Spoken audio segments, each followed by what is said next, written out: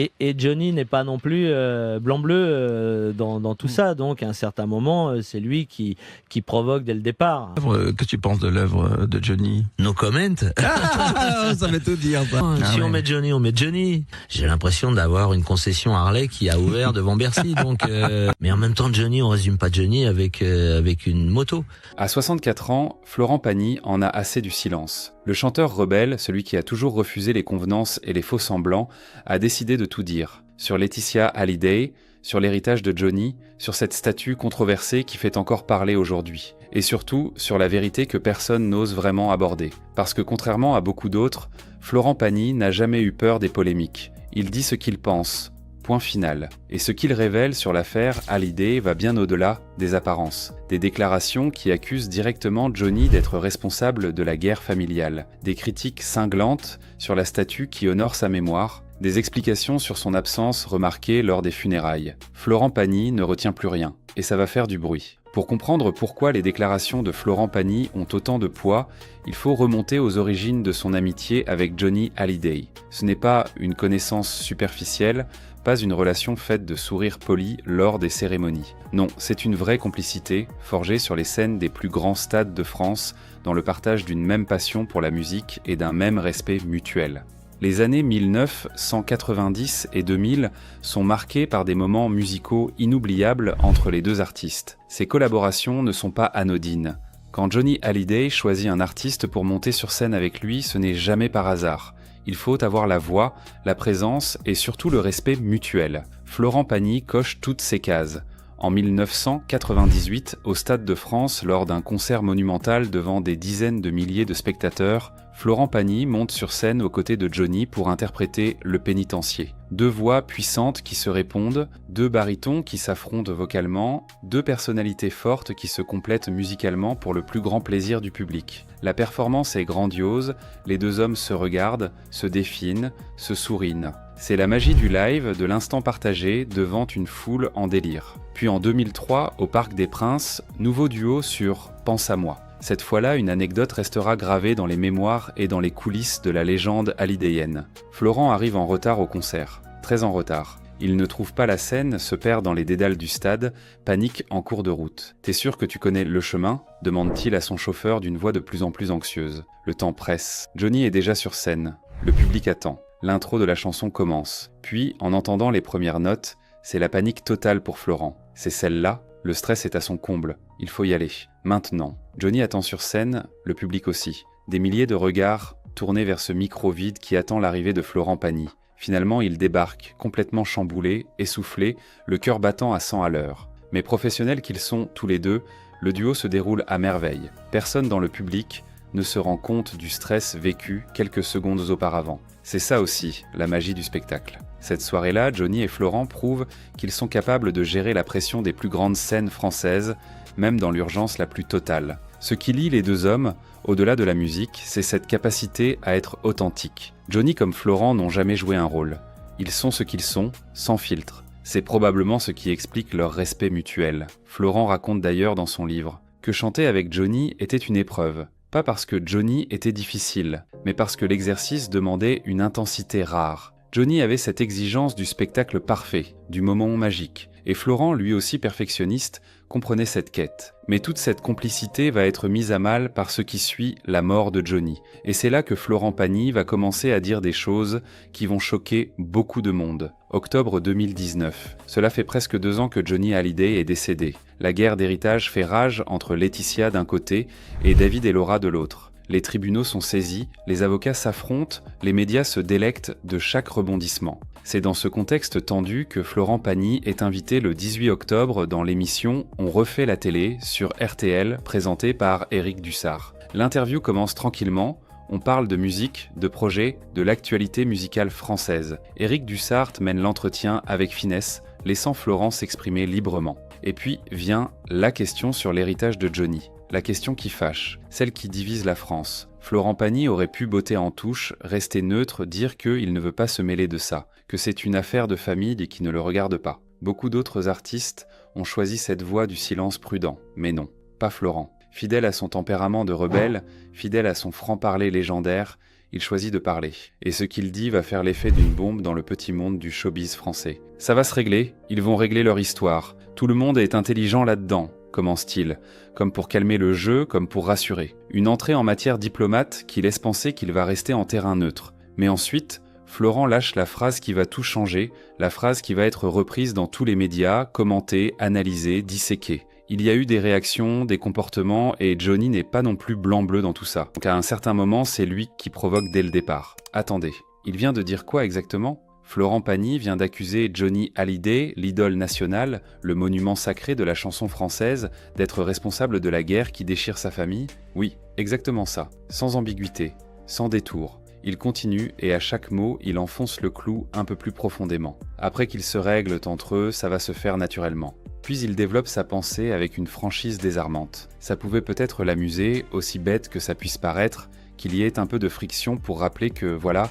tout n'a pas été comme ça aussi facile. Ces mots sont extraordinaires. Florent Pagny suggère que Johnny aurait volontairement créé les conditions du conflit, que peut-être d'une manière tordue, le rocker trouvait ça amusant de laisser derrière lui une bombe à retardement. Il était capable de choses comme ça, ajoute Florent, comme il a été capable de faire venir 1 million de mecs pour lui dire au revoir sans qu'il y ait un problème et qu'il se passe ce qui s'est passé. Cette déclaration est massive, parce que Florent Pagny connaissait bien Johnny. Il n'est pas un commentateur extérieur qui balance des théories fumeuses. C'est un ami de longue date qui a partagé la scène avec lui, qui a vu son caractère, ses contradictions, ses jeux psychologiques, et selon lui, Johnny a sa part de responsabilité dans ce chaos. Ce n'est pas seulement Laetitia qui aurait manipulé ou influencé. Non, Johnny lui-même aurait sciemment créé cette situation conflictuelle. Évidemment, ses propos font polémique. Certains défenseurs de Johnny crient au scandale. Comment peut-on salir la mémoire du taulier de cette manière ? D'autres, au contraire, trouvent que Florent a le courage de dire tout haut ce que beaucoup pensent tout bas.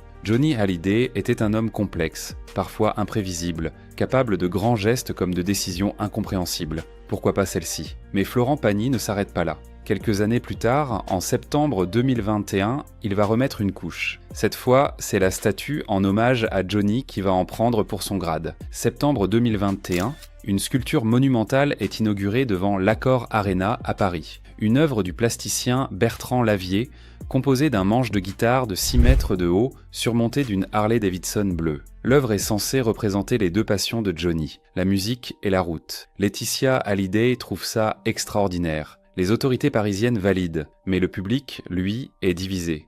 Beaucoup de fans sont déçus, voire choqués. Ils auraient préféré une statue traditionnelle représentant Johnny lui-même. Le 18 septembre 2021, quelques jours après l'inauguration, Florent Pagny est invité sur RFM dans l'émission de Bernard Montiel, son ami de longue date. La conversation roule naturellement sur différents sujets, et inévitablement, Bernard Montiel aborde la question.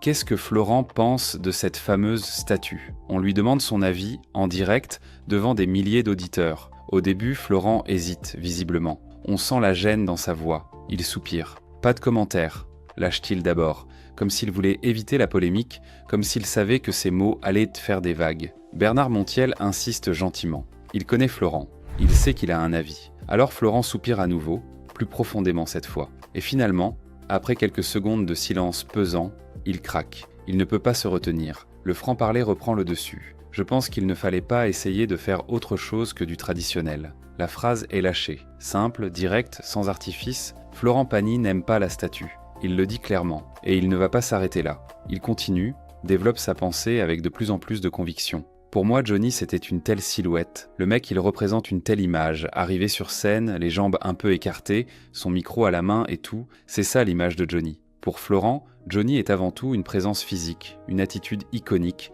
une posture reconnaissable entre mille. Cette façon de se tenir sur scène, cette assurance, ce charisme fou qui émanait de lui dès qu'il apparaissait. Réduire tout ça à une moto et un manche de guitare, c'est passer complètement à côté de l'essentiel. C'est ne pas comprendre ce qui faisait vraiment la magie de Johnny Hallyday. Puis vient la punchline. J'ai l'impression d'avoir une concession Harley qui a ouvert devant Bercy. La comparaison est mordante. Florent ne mâche pas ses mots. Pour lui, cette statue n'honore pas Johnny, elle le réduit à des symboles commerciaux. On ne résume pas Johnny avec une moto et un manche de guitare, insiste-t-il. Si on met Johnny, on met Johnny. On pouvait ne mettre qu'une silhouette si on voulait. Florent Pagny conclut avec une forme de résignation. Ce n'est pas tout à fait ce que j'espérais, mais bon, après chacun ses goûts et je n'ai rien à reprocher à l'artiste. Il essaie de ne pas être trop dur, mais le message est clair. Cette statue est un échec. Elle ne capture pas l'essence de Johnny Hallyday. Et Florent n'est pas le seul à le penser. Les internautes, les fans présents à l'inauguration, beaucoup ont exprimé leur déception. Mais entendre un ami proche de Johnny le dire publiquement, ça a un poids différent. Et puis il y a cette question qui revient sans cesse. Pourquoi Florent Pagny n'a-t-il pas porté le cercueil de Johnny lors des funérailles ? Beaucoup se sont interrogés. Certains ont même critiqué son absence. Mais en 2023, dans son autobiographie Pagny par Florent, le chanteur donne enfin des explications. Lorsque tu as quitté cette terre, j'ai été comme tout le monde, sonné et infiniment triste, écrit-il, s'adressant directement à Johnny.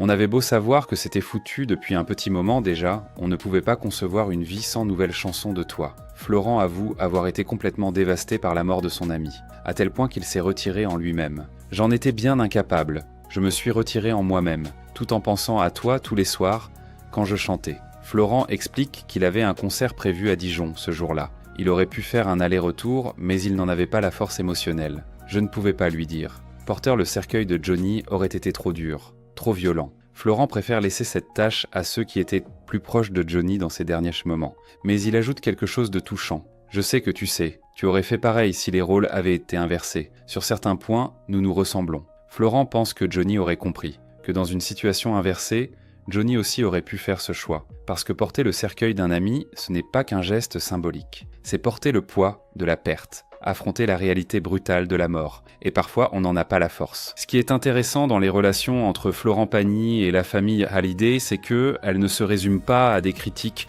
ou à des tensions. Il y a aussi eu des moments de complicité, notamment avec Laetitia. Dans son livre, Florent raconte une anecdote surprenante qui s'est déroulée au VIP, un club parisien branché. Ce soir-là, Florent est attablé avec Philippe Starck, le célèbre designer.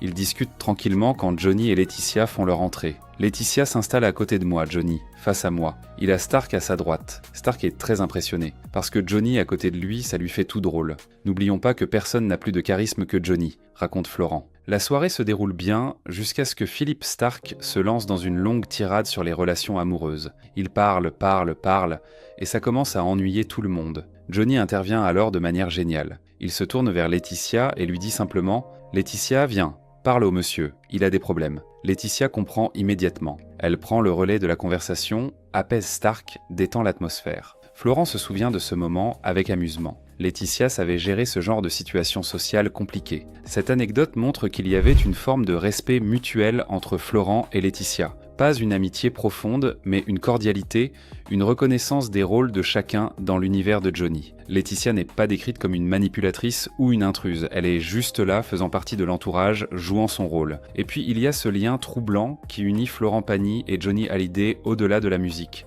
Un lien médical. En 2022, lorsque Florent annonce qu'il est atteint d'un cancer du poumon, il révèle que son médecin n'est autre que le professeur David Kayat, le même médecin qui avait soigné Johnny Hallyday. Le chef du service d'oncologie de l'hôpital de la Pitié-Salpêtrière, une sommité dans son domaine. Le professeur Kayat m'appelle enfin. C'est une mauvaise nouvelle. De tous les scénarios, le pire. La nature du cancer fait qu'il est inopérable, écrit Florent dans son livre. La nouvelle tombe comme un couperet. Mais Florent se bat. Il suit le protocole, subit la chimiothérapie, affronte la maladie avec courage. Et aujourd'hui, il est en rémission.